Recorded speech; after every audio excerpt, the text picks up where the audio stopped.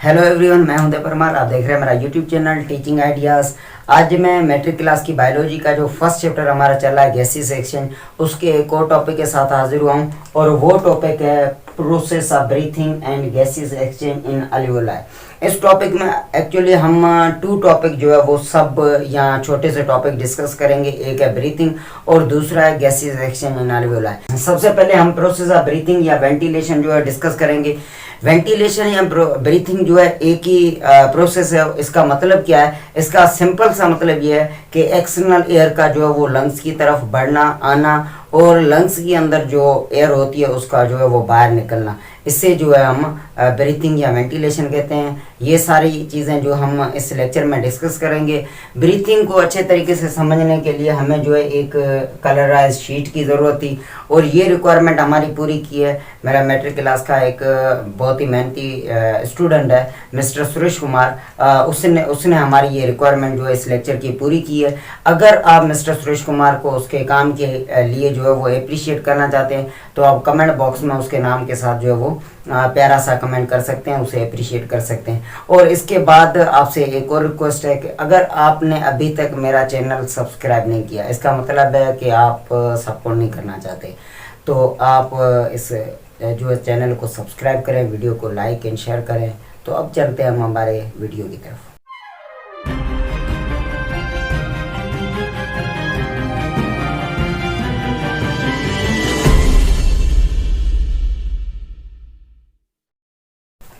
इस वीडियो में आगे बढ़ने से पहले सबसे पहले हमें ये पता होना चाहिए कि ब्रीथिंग या वेंटिलेशन है क्या। ब्रीथिंग का मतलब है वेंटिलेशन, वेंटिलेशन का मतलब है ब्रीथिंग। ये दोनों एक दूसरे के ऐसा मान लेके सिनोनिम है। लेकिन ब्रीथिंग का प्रोसेस है क्या? तो मैंने पहले आपको बताया जो एटमॉस्फेरिक एयर है उसका लंग्स की तरफ अल्वियोलाई की तरफ आना एयर ट्यूब्स की मदद से और इंटरनल एयर का जो है वो बाहर निकलना, इसे हम जो है वो ब्रीथिंग का प्रोसेस कहते हैं या ब्रीथिंग कहते हैं। सबसे पहले यहाँ पे एक इम्पोर्टेंट पॉइंट जर्नल ये है ब्रीथिंग के हवाले से कि respiratory surface is located deep inside the body. इसका मतलब ये है क्योंकि ब्रीथिंग इस वजह से करवाया जाता है क्योंकि हमारा जो गैसेस एक्सचेंज करने वाला सरफेस है वो हमारी बॉडी के अंदर बहुत ही डीप जो है वो पड़ा हुआ है। तो वहाँ तक एयर या गैसेस एक्सचेंज जो है गैसों को ले जाने के लिए हमें सबसे पहले जो है वो ब्रीथिंग करवाया जाता है, एयर को वहाँ तक जो है वो पहुँचाया जाता है। इस वजह से ब्रीथिंग का प्रोसेस करवाना बहुत ही ज़रूरी है। सेकेंड जनरल पॉइंट इस टॉपिक की ये है to perform gases exchange air must be brought in. Gases exchange जो हमारा सेकेंड हाफ है इस टॉपिक का वो अभी आपसे डिस्कस करेंगे। लेकिन वो गैसेस एक्सचेंज प्रोसेस करवाने के लिए सबसे पहले अल्वियोलाई की तरफ एयर का आना बहुत ही ज़रूरी है। और थर्ड पॉइंट जर्नल ये है कि ब्रीथिंग हो या ventilation occurs in two phase, inspiration and expiration. इसका मतलब ये है कि सबसे गैसेस एक्सचेंज जो है वो करवाने के लिए या ब्रीथिंग का जो स्टेप है ये टू जो है वो प्रोसेस में होता है। एक को हम जो है वो इंस्पायरेशन कहेंगे जिसका मतलब है एयर का जो है वो अंदर आना अल्वियोलाई की तरफ, और दूसरा जो है उसको उस स्टेप को हम जो है वो एक्सपायरेशन कहेंगे जिसका मतलब है कि इंटरनल एयर का जो है वो बाहर निकलना है। तो ये प्रोसेस कैसे होता है? सबसे पहले हम जो है वो इंस्पायरेशन डिस्कस करेंगे। इंस्पायरेशन को इनहेलेशन भी कहा जाता है। इसमें सबसे पहली पॉइंट ये है कि atmospheric air is directed by air tubes to the alveoli. इस इंस्पायरेशन में सबसे पहले जो हमारे माहौल की जो एयर है उसको जो है एयर ट्यूब्स के जरिए, एयर पैसेज वेज जो है उसके जरिए जो है वो अल्वियोलाई की तरफ जो है वो वहां पे लाया जाता है। और उसके ये करवाने के लिए उस एयर को अल्वियोलाई की तरफ लाने के लिए it involve contraction of intercostal muscles and diaphragm. इस काम में जो है ये होता है कि सबसे पहले इंटरकोस्टल मसल्स जो हमारे रिब केज में पाई जाती है दोनों साइड पे, राइट एंड लेफ्ट साइड पे जो है ये दोनों आर्म्स के बिल्कुल सामने यहाँ पे इंटरनल रिब केज के बीच में जो है वो इंटरकोस्टल मसल पाई जाती है, उनका कॉन्ट्रैक्ट होना जरूरी है और डायाफ्राम का जो है वो कॉन्ट्रैक्ट होना जरूरी है। ये जब होंगे तो क्या होगा, जब इंटरकोस्टल मसल्स और डायाफ्राम की जो मसल्स हैं ये कॉन्ट्रैक्ट होंगी तो रिब केज जो है वो ओपन होता है और आउट होता है, मसलन के लंग्स से ऊपर जो है होता है। और डायाफ्राम जो है वो डोम शेप में है नॉर्मली। जब उसकी मसल्स कॉन्ट्रैक्ट होती है तो वो डायाफ्राम जो है वो फ्लैट फॉर्म में आ जाता है और सीधा हो जाता है। इसका मतलब ये कि लंग्स से थोड़ा सा दूर हो जाता है नीचे की तरफ से। तो जब ये दोनों कॉन्ट्रैक्ट हो जाते हैं या इनकी मसल्स कॉन्ट्रैक्ट हो जाती है तो हमारी जो थोरेसिक की जो कैविटी है, जो यहाँ का वॉल्यूम है, वो वॉल्यूम बढ़ जाता है और उस वॉल्यूम के बढ़ जाने से थोरेसिक वॉल्यूम जो है ये इंक्रीज हो जाता है और इसके इंक्रीज हो जाने से in lungs pressure of air is decrease. Lungs के अंदर जो एयर की प्रेशर है वो बिल्कुल कम हो जाती है, क्योंकि बाहर से प्रेशर कम हो जाती है तो अल्टीमेटली लंग्स के अंदर जो प्रेशर है वो भी कम हो जाती है। और जब ये हो जाता है तब भी from high to low pressure the air rushes इन।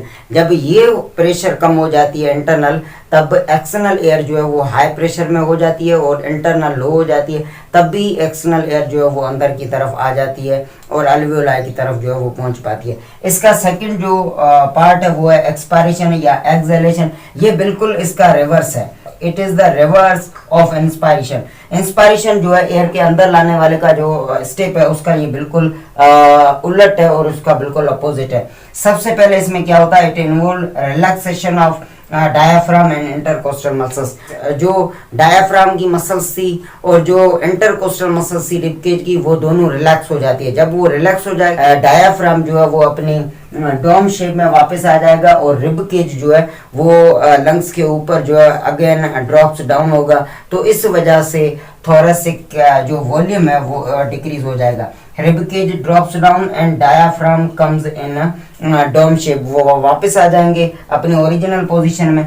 तो इससे क्या होगा, थोरेसिक वॉल्यूम जो है वो डिक्रीज हो जाएगा। इंस्पायरेशन में जो है इंक्रीज हुआ था और एक्सपायरेशन में थोरेसिक वॉल्यूम जो है वो बिल्कुल डिक्रीज हो जाएगा।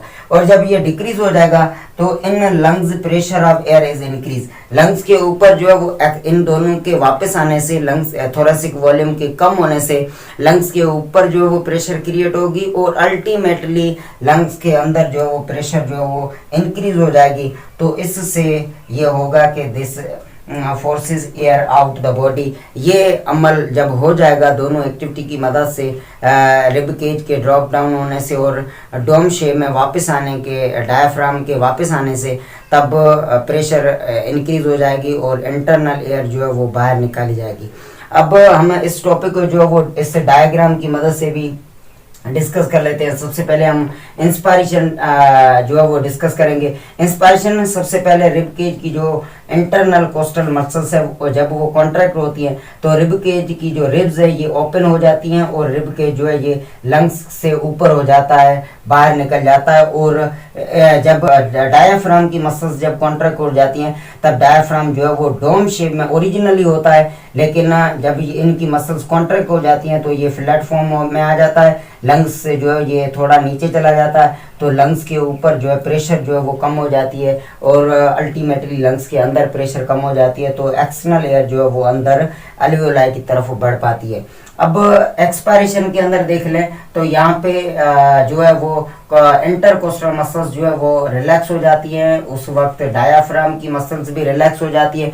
जब ये दोनों हो जाती है तब रिब के जो है वो लंग्स के ऊपर वापस गिरता है और ये अपने ओरिजिनल पोजीशन में वापस आ जाता है, लंग्स की तरफ जो है वो हो जाता है। तो इससे थोरेसिक वॉल्यूम जो है वो डिक्रीज हो जाती है, लंग्स के ऊपर प्रेशर क्रिएट हो जाती है और इससे लंग्स के अंदर जो है वो प्रेशर क्रिएट हो जाती है। तब इंटरनल एयर जो होती है उसको जो है वो बाहर निकालने में जो है वो आसानी होती है और इससे जो है ये एयर इंस्पायरेशन में जो है ये अंदर तब आई क्योंकि बाहर जो है वो प्रेशर हाई थी और अंदर जो है वो प्रेशर लो थी। और अब जो है वो इन दोनों रिब के जो डायफ्राम के लंग्स के ऊपर जो है गिरने से या अपनी ओरिजिनल पोजीशन लेने से लंग्स के ऊपर प्रेशर बढ़ जाती है, अल्टीमेटली लंग्स के अंदर प्रेशर बढ़ जाती है। तब वो एयर जो है वो स्क्वीज्ड आउट मसलन के प्रेशराइज से या फोर्स करके उसको जो है बाहर निकाला जाता है, क्योंकि उस वक्त लंग्स में जो प्रेशर हाई हो जाती है और बाहर जो प्रेशर होती है वो इतनी हाई नहीं होती, तब वो एयर जो है वो बाहर निकल पाती है।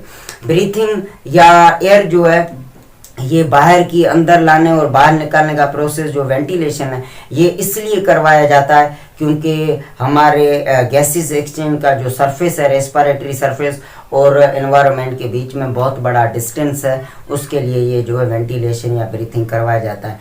तो अब हम चलते हैं हमारे सेकेंड हाफ की तरफ और वो है गैसेस एक्सचेंज। इस सेकंड हाफ में जो हम डिस्कस कर रहे हैं gases exchange in alveoli single alveolus कहा जाता है। और ये अल्वियोलाइज जो है वो एक सिंगल सेल लेयर्ड स्ट्रक्चर है। मसलन कि ये अल्वियोलाई जो हमारे लंग्स के अंदर पाई जाती है एयर बैग, इसके जो स्ट्रक्चर है, इसकी जो बाउंड्री है वो सिंगल सेल के लेयर की है, उसमें 2 या 3 लेयर जो है वो नहीं पाए जाते। सबसे पहली पॉइंट ये है कि gases exchange takes place at the alveoli, जिसे हम रेस्पिरेटरी सरफेस कहते हैं। सबसे पहली पॉइंट ये है कि अल्वियोलाई में जो गैसेस एक्सचेंज होता है और अल्वियोलाई ये काम करवाते हैं, तो अल्वियोलाई को हम रेस्पिरेटरी सरफेस कहते हैं, जो हमारे लंग्स के अंदर पाया जाता है। सेकेंड बात ये है कि अल्वियोलाई जो है वो कवर्ड हैं माइक्रोस्कोपिक ब्लड वेसल से, उन्हें हम कैपिलरीज कहते हैं। उन कैपिलरीज में जो ब्लड आता है, उस ब्लड में हेमोग्लोबिन जो है रेड ब्लड सेल का, ये एयर में से जो है ऑक्सीजन ले लेता है, और जो ब्लड कैपिलरीज में पड़ा हुआ है वो जो है कार्बन डाइऑक्साइड जो है वो अल्वियोलाई में जो एयर है उसको दे देता है। तो ये एक्सचेंज जो है वो अल्वियोलाई की लेवल पे हो जाती है, ब्लड और अल्वियोलाई के बीच में। इसके बाद गैसेस एक्सचेंज इन्वॉल्व डिफ्यूजन। ये जो एक्सचेंज हुई है, ये एक्सचेंज डिफ्यूजन की मदद से हुई है, क्योंकि जो ब्लड कार्बन डाइऑक्साइड लेके आया है वो कार्बन डाइऑक्साइड ज्यादा है, जबकि एयर जो पड़ी हुई है अल्वियोलाई में जो यहाँ से एटमॉस्फेयर से गई है, उसमें कार्बन डाइऑक्साइड का जो मिकदार है वो बिल्कुल कम होता है। तब भी वो कार्बन डाइऑक्साइड ब्लड से अल्वियोलाई की तरफ एयर में मूव करती है, और जो यहाँ से जो एयर गई है उसमें ऑक्सीजन का मिकदार ज्यादा होता है, और ब्लड जो अल्वियोलाई के सराउंड में पड़ा हुआ उसमें जो है वो ऑक्सीजन का मिकदार कम होता है। तभी वहां से एयर से जो है वो ऑक्सीजन मूव करती है ब्लड की तरफ। तो movement from higher concentration to lower concentration, उसे जो हम डिफ्यूजन कहते हैं।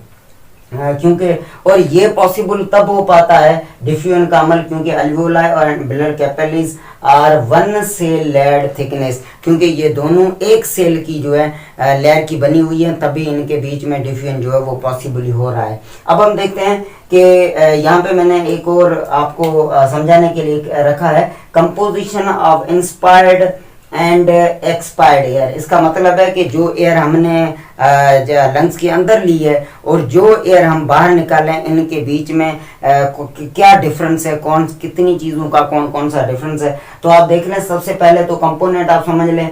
जो एयर हम अंदर ले रहे हैं उसमें ऑक्सीजन होती है, कार्बन डाइऑक्साइड होती है, नाइट्रोजन होती है, वाटर वेपर्स होते हैं और टेम्परेचर होता है।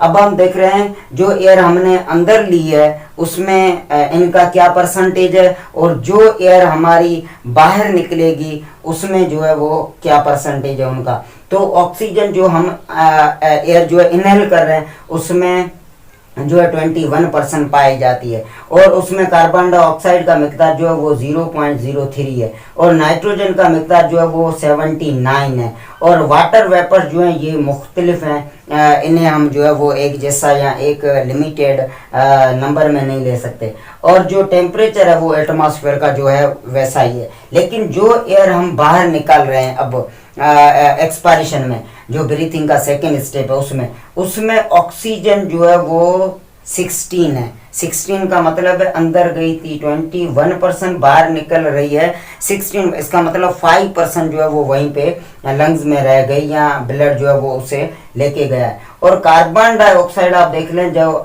इंटरनल एयर आई थी उसमें कुछ भी नहीं थी, लेकिन बाहर जो है वो 4% निकल रही है। कार्बन डाइऑक्साइड की 4% निकली, वहां पे ऑक्सीजन के 4% ने वो जो जगह ले ली। 1% जो है ना वो ब्लड एंड अल्वियोलाई के अंदर सर्कुलेशन में रह जाती है।